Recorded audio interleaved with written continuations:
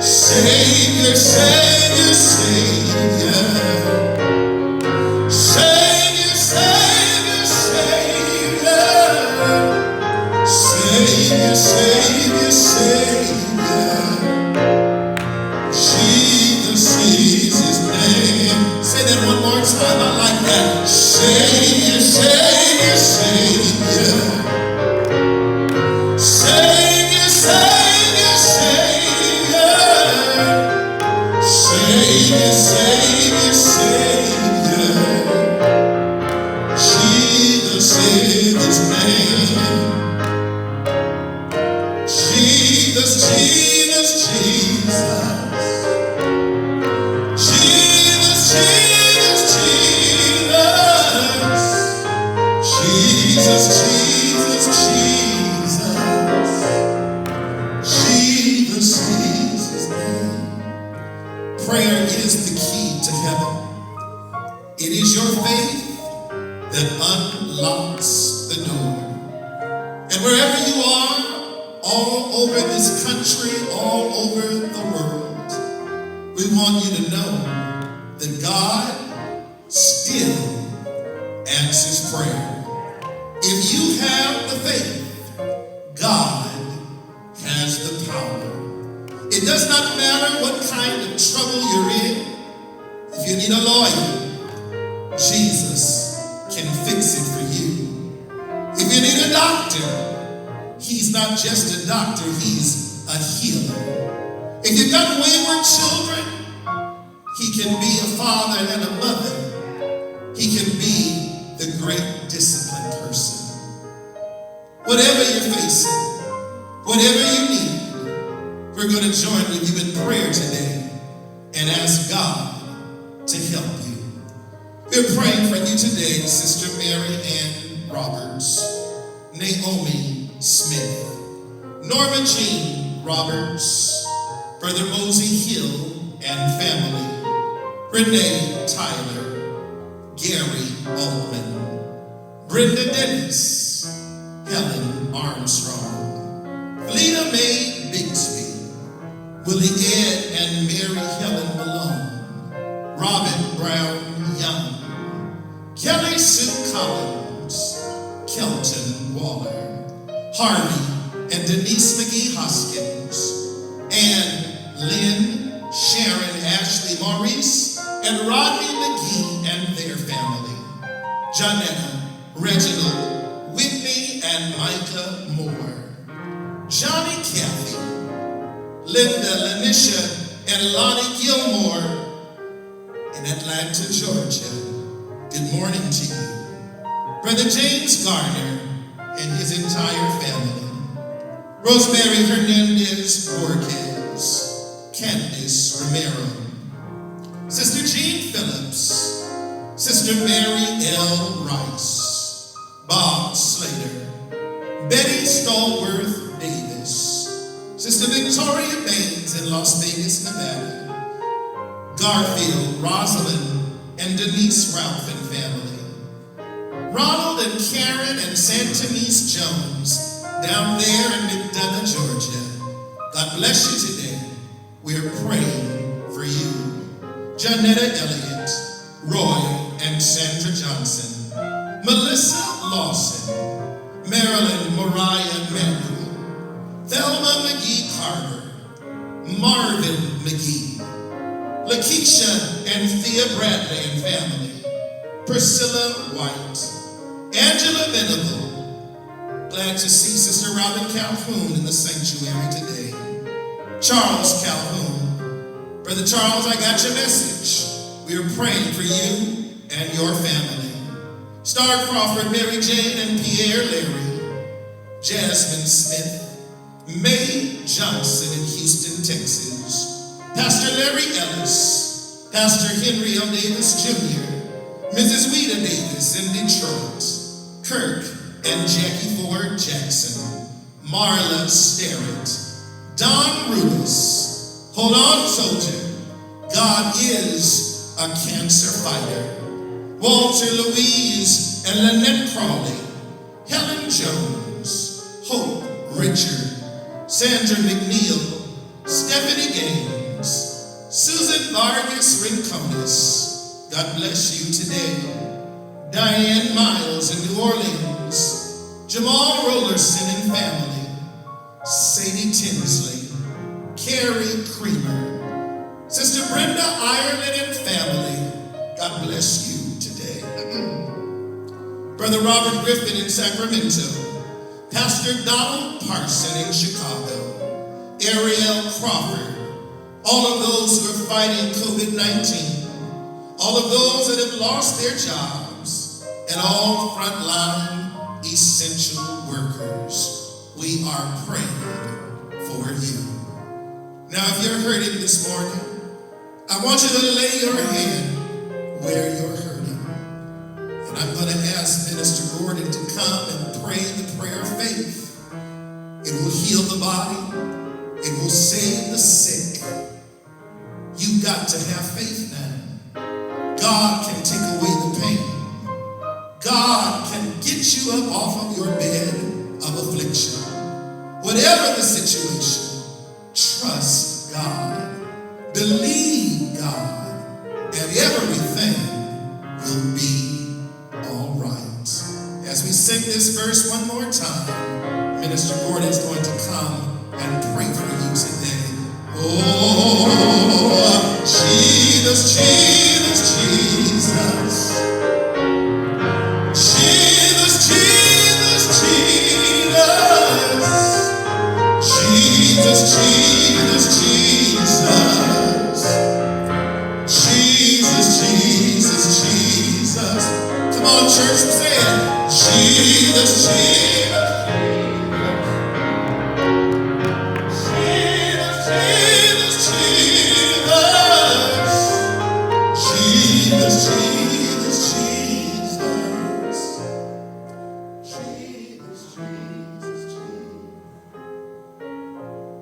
Father, I stretch my hand to thee.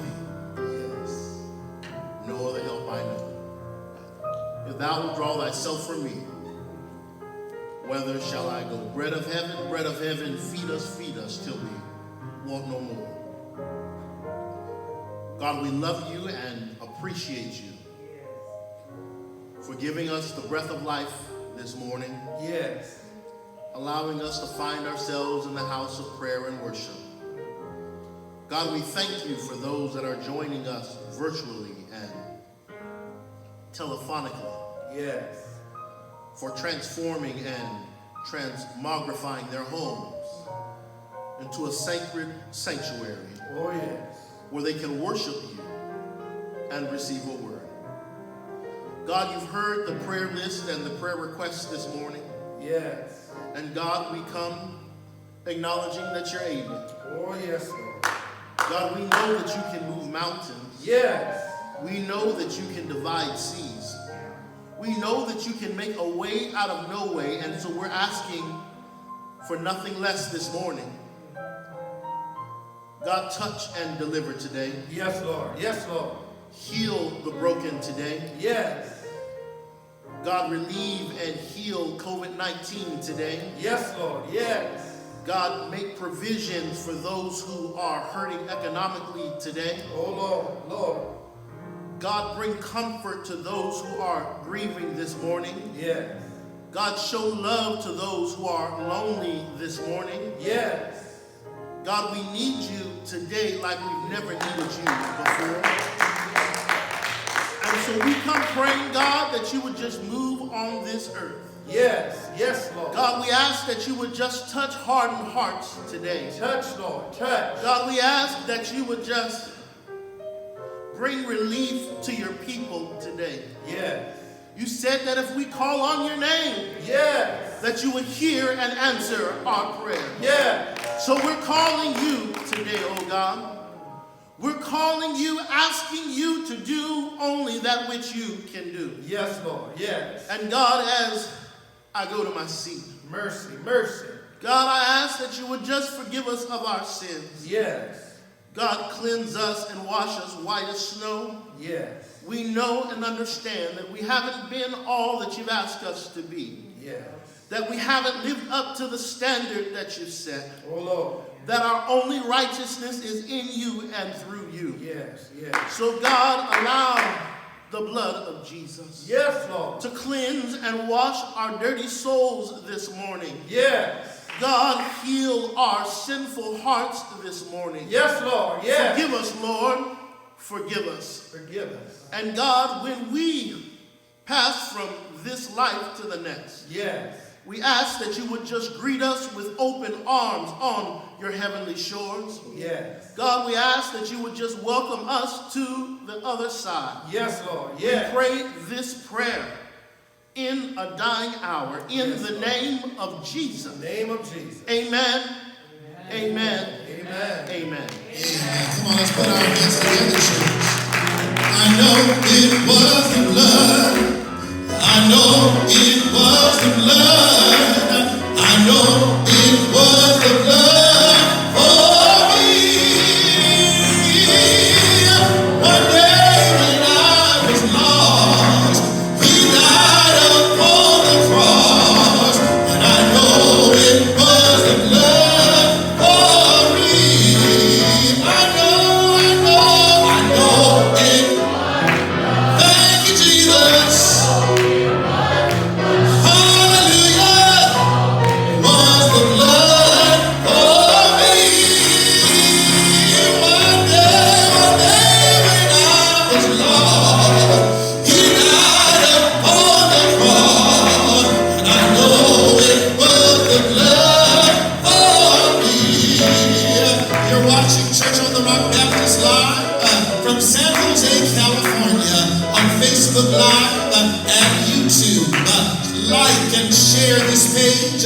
Let somebody know that we're here having church for the Lord. Our ministry of music is coming at this time to take us a little higher. Don't you go anywhere. Don't you miss your blessing. Come on, church, let's put our hands together as they come to minister to us in song.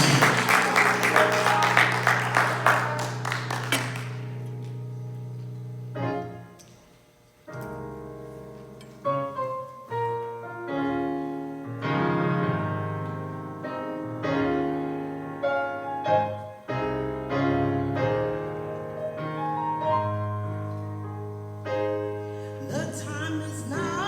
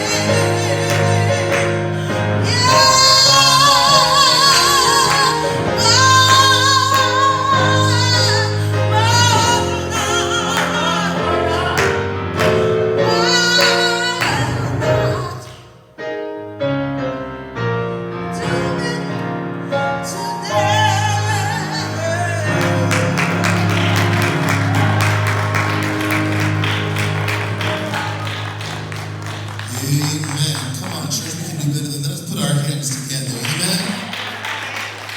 Why not do it today? Amen. Will you stand with me now at this time as we get ready to hear words from the Lord? Amen. Oh, by and by, when the morning comes,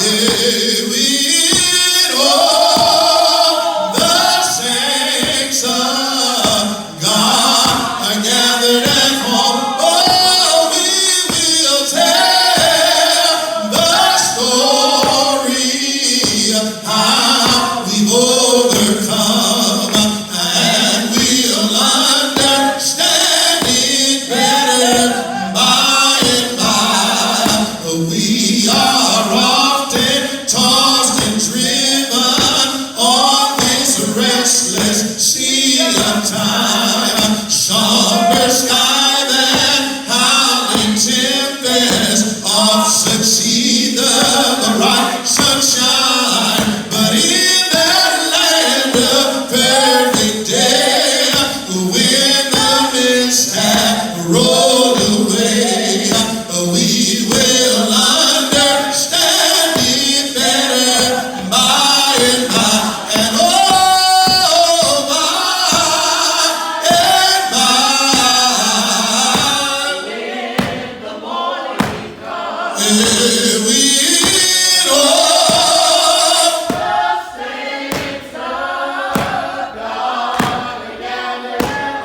oh, we will tell the story of how we've overcome, and we'll understand it better by and by.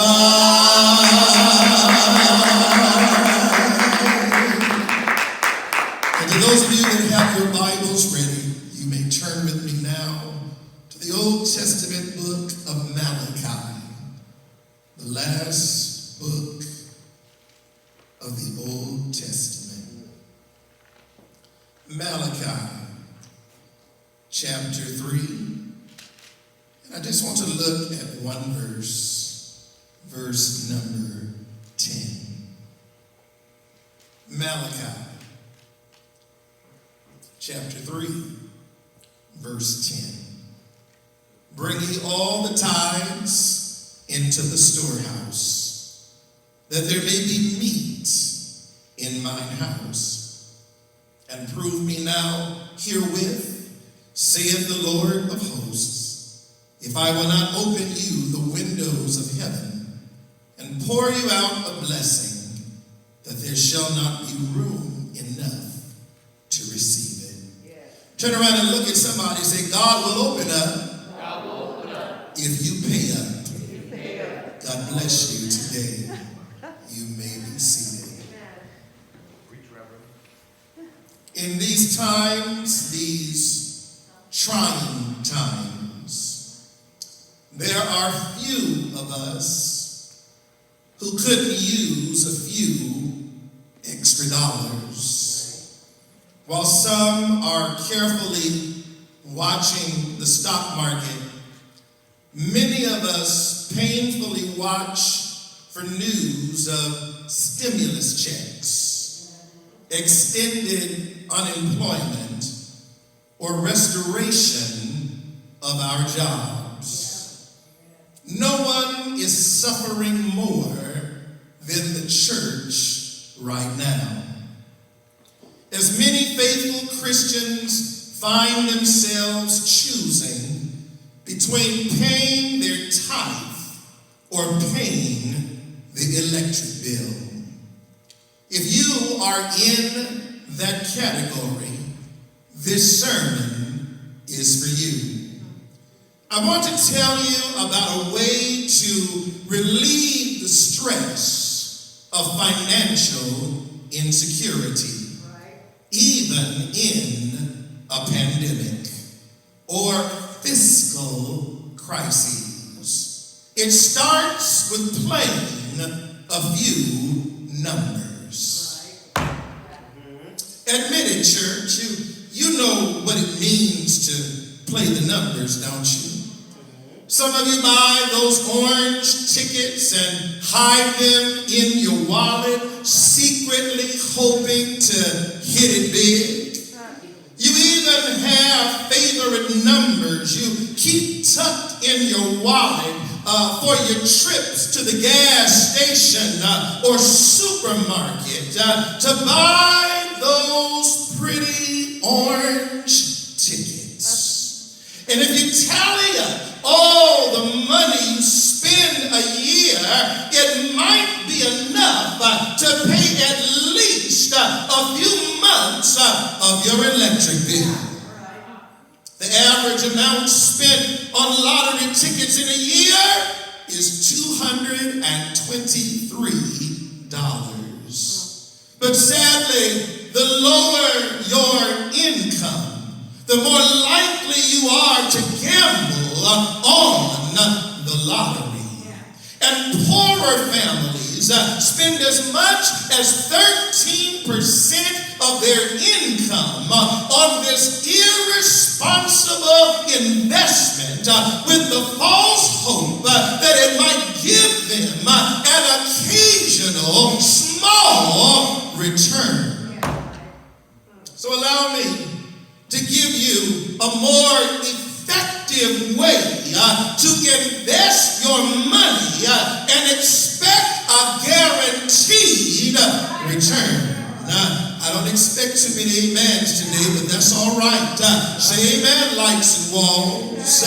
It works for me, and it will work for you if you play these numbers consistently and correctly. God guarantees you will hit the jackpot. No, you didn't hear me wrong. I'm giving out numbers today. And I'm saying that if you play these numbers in a way that I carefully explain to you, you will reap such a bountiful blessing that you won't have room in your wallet to store it. Admit it. There is not a person listening today who could not use a bountiful blessing from God. All of us would be delighted if God opened the heavens and sent down abundant blessings. Strangely enough, these numbers I'm going to give you will tell you just how to get those blessings. Now, before you start thanking me for the inside track, let me make it clear that this is not my plan. These numbers are from God, who handed them down more than 2,400 years ago to a prophet named Malachi. I'm not the first to preach about this inside track to success, and you won't be the first to rush out of here and put a few dollars on the numbers I'm going to give you. But you will be disappointed. Because playing the numbers that way won't get you the windfall you want or need. In fact, if you test those numbers in the lottery, you will have misunderstood God's plan. So please don't blame me when you lose your money. The path to God's promise is already littered with a lot of misguided money and torn up tickets. The only significance these numbers have is to lead you to God's plan for success and prosperity. In that sense, you can take it literally. If you follow God's plan, God will make good on his promise. The promise that God will open up to those who pay up. Are you ready for the numbers? Are you ready for the numbers? Here they are. 39, 3, and 10. Let me say it again. 39, 3, and 10. The number 39 represents the book of Malachi, the 39th book of the Old Testament. The second number is 3, which represents the 3rd chapter. And the last number is 10, which represents the 10th verse. Yeah, you read it earlier when I asked you all to turn to it. When you look at Malachi 3 and 10, you will see just how God promises to shower you with abundant blessings if you play his numbers. In 39, 3, and 10, Malachi says, bring ye all the tithes into the storehouse, that there may be meat in my house. And prove me now herewith, saith the Lord of hosts, if I will not open you the windows of heaven and pour you out a blessing, that there shall not be room enough to receive it. Well, to set the stage for Malachi's proclamation, let's go back to verse number 8. Malachi begins his proclamation with, will a man rob God? Yet ye have robbed me. But ye say, wherein have we robbed thee? In tithes and offerings. The Israelites had reached the end of the Old Testament road. Their covenant with God was dangling by a thread.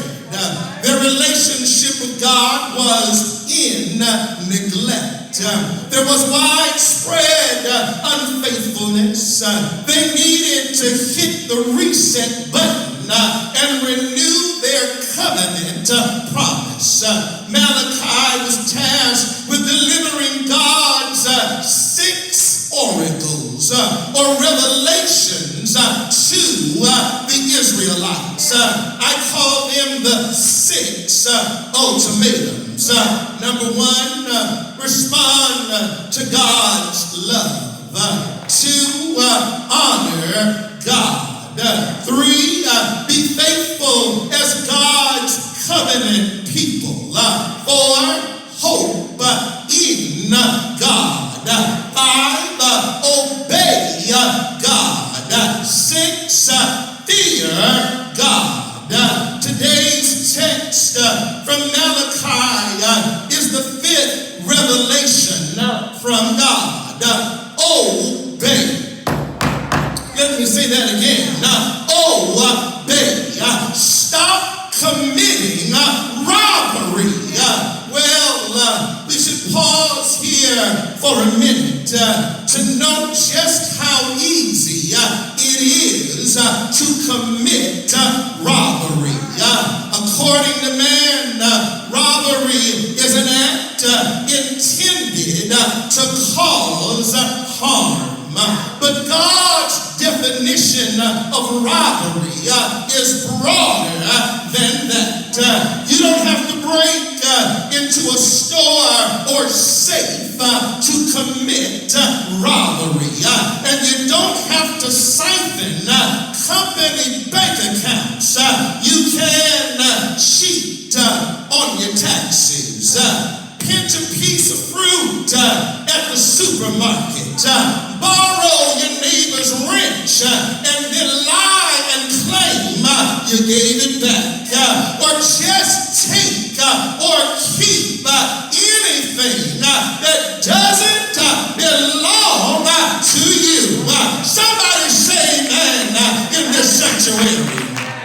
Oh, my brothers and my sisters, which brings us back to Malachi's proclamation. Malachi says God's chosen people have robbed God of what belongs them. God gave them blessings on loan, and they never gave back to him the portion that belonged to him. Christians don't generally think of financial blessings as a loan. We prefer to view 100% of our blessings as an outright gift from above. But how many of you know that blessings have conditions attached to them? See, I don't expect y'all to say amen, because some of y'all get whooped right now. How many of you know that blessings have conditions attached to them? Every blessing has a test attached to it. And the test is always the same. God gives us 100%, and he expects us to give back 10%. The future of our further blessings relies on our obedience to God's simple formula.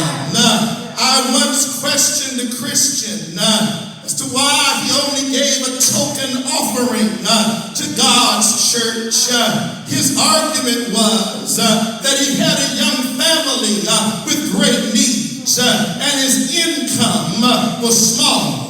It's the argument most people make when they explain why they don't tithe. But here's the problem with that rationale. God says if you need more, you have to give to get.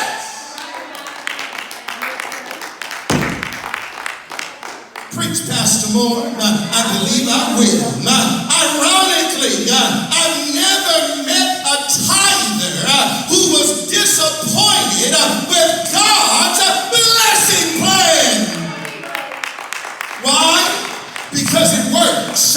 God is faithful when we are faithful.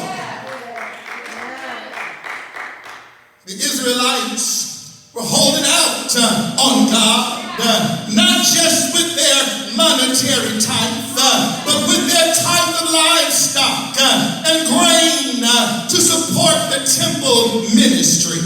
As a result, the Levites were forced to search for other means of support, and the temple ministry suffered.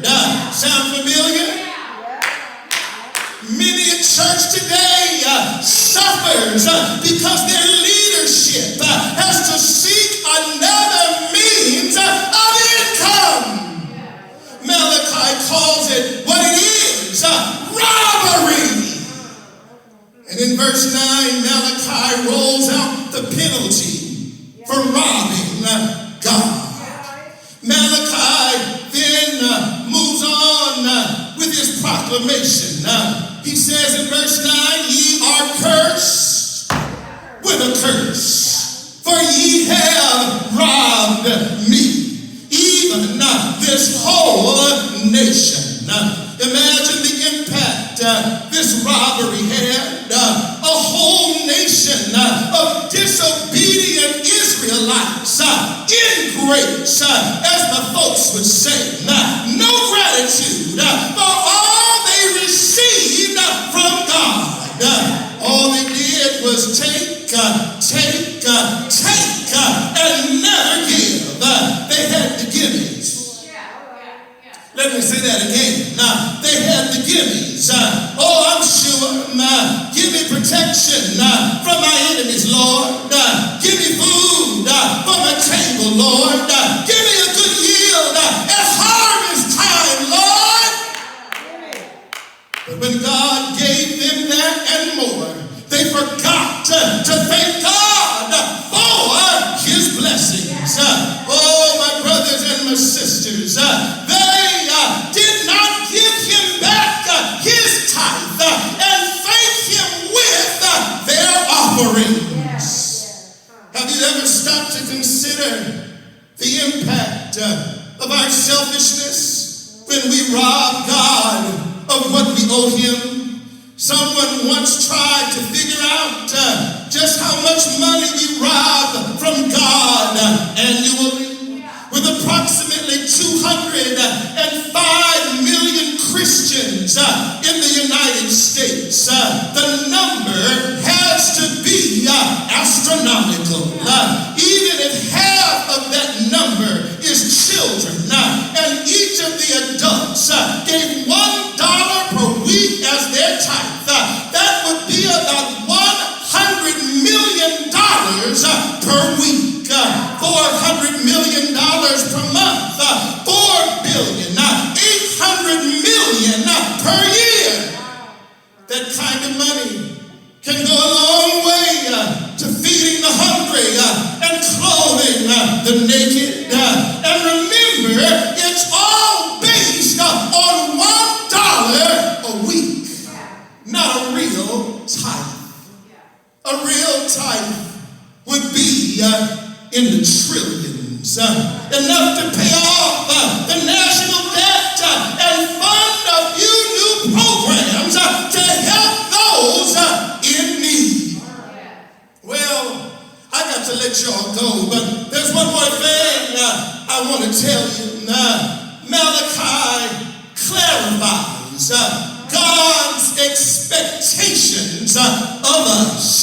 Turn around and wave at somebody didn't come here with. Say, Malachi clarifies God's expectations of us. Come on and put your hands together, church. We're almost done. In verse 10, he says, bring ye all the tithes into the storehouse, that there may be meat in my house. And prove me now herewith, saith the Lord of hosts, if I will not open you the windows of heaven and pour you out a blessing, that there shall not be room enough to receive it. This promise from God was a reaffirmation of the obedience blessing relationship he established in the Mosaic law back in Deuteronomy 28, 1 through 14. What the Israelites were experiencing was the disobedience curse part of the same law found in Deuteronomy 28, 15 through 68. Malachi was delivering God's final appeal. If you want God to open up, you have to pay up. Let me say it again. If you want God to open up, you have to pay up. Many theologians have disputed whether the tithe 10% is still in force. They make the argument that the Old Testament or Old Covenant was replaced with a new and better covenant under Christ. That may be so, but Jesus never preached selfishness or stinginess. Instead, he said, give, and it shall be given unto you.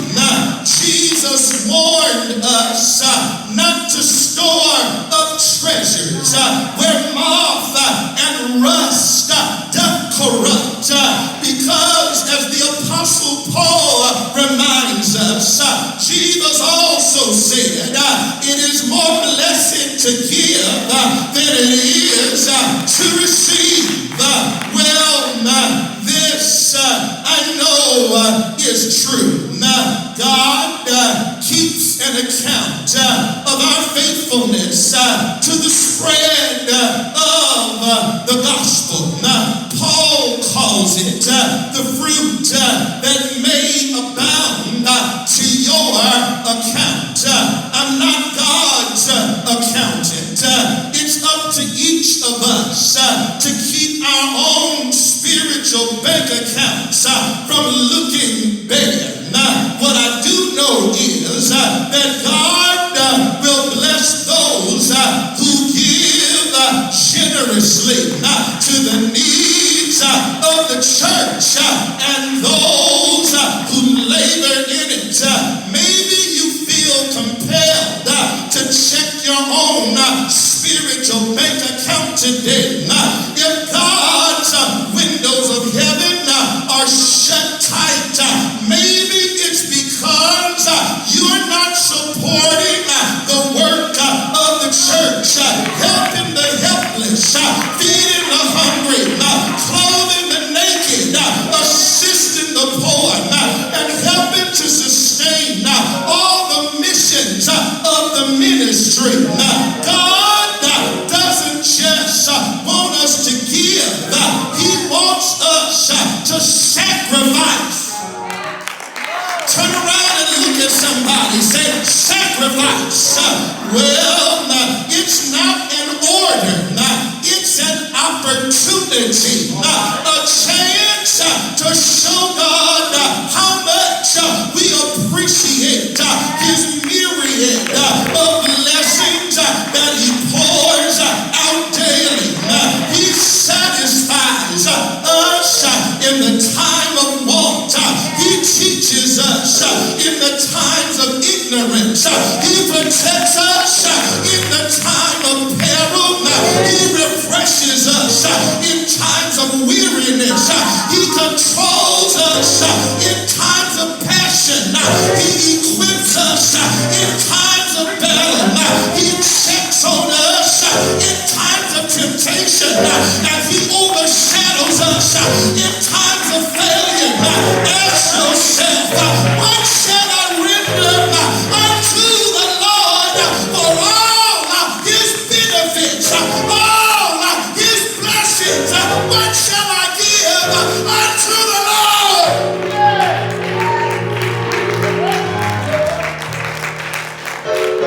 What shall I render? What shall I give? God has everything.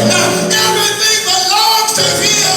All I can give is my heart. My heart. My heart. And everything that comes attached with it. God will open up if you pay up. What shall I render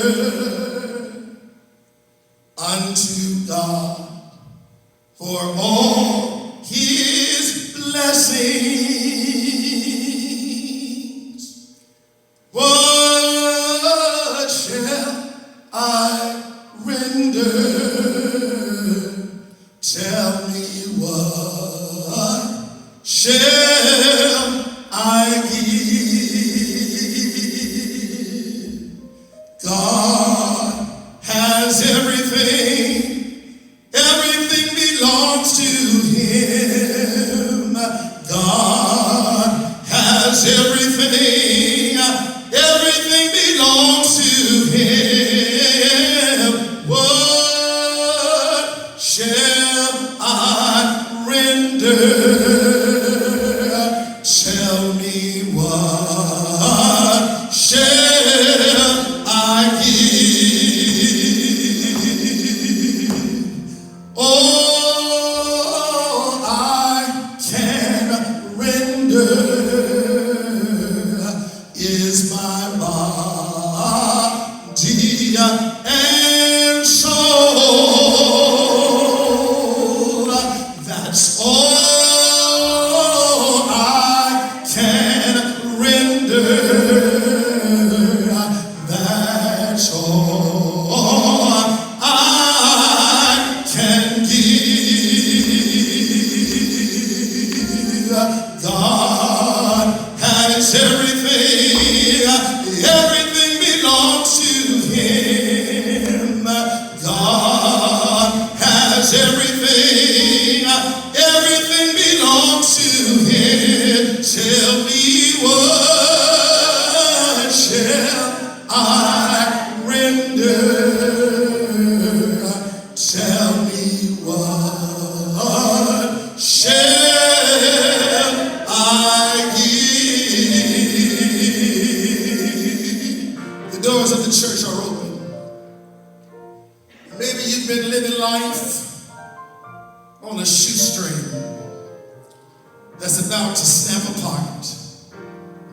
I want you to know that he loves you.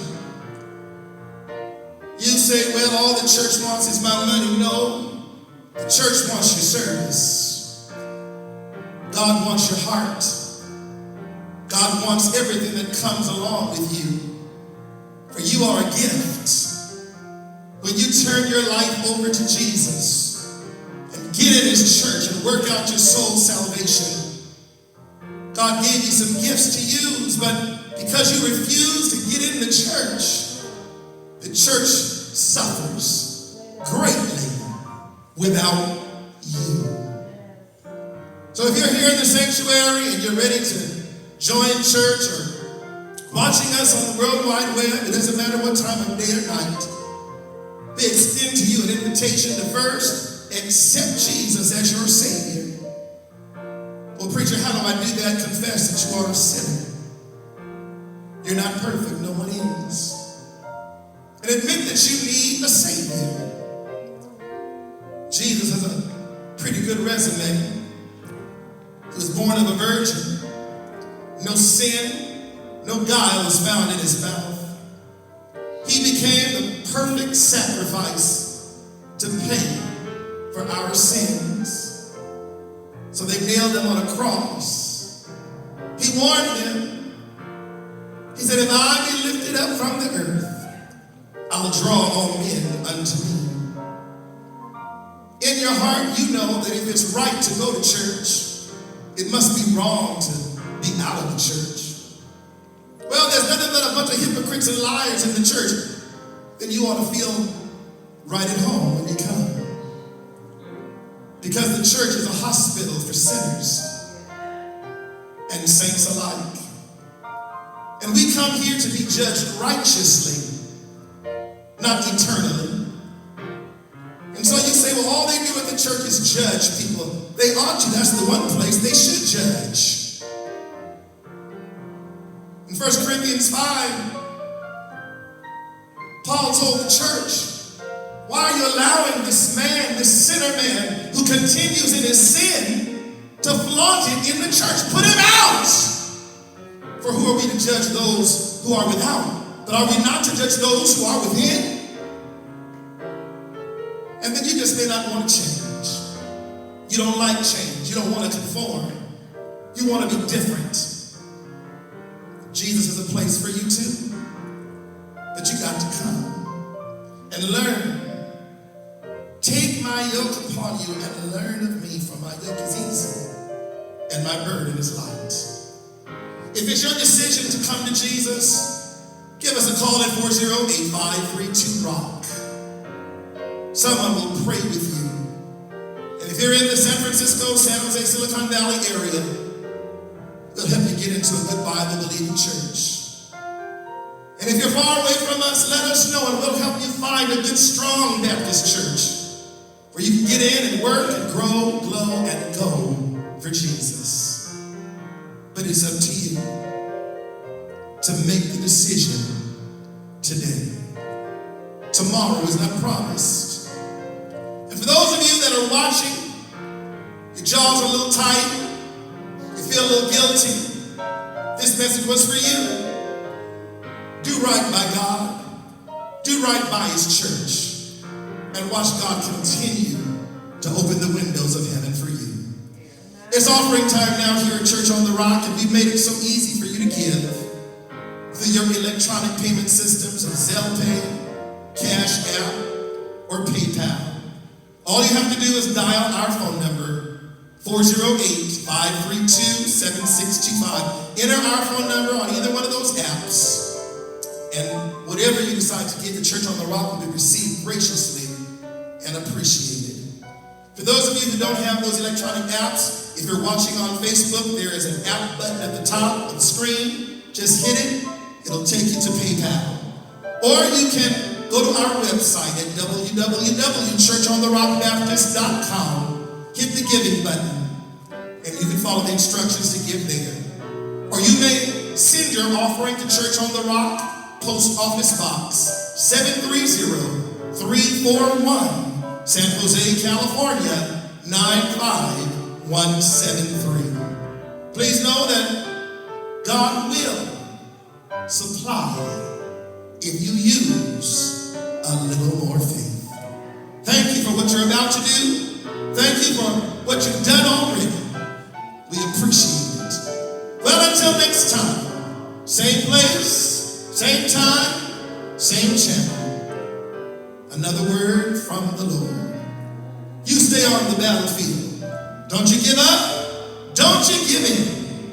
I know God will answer. I am on the battlefield for my Lord.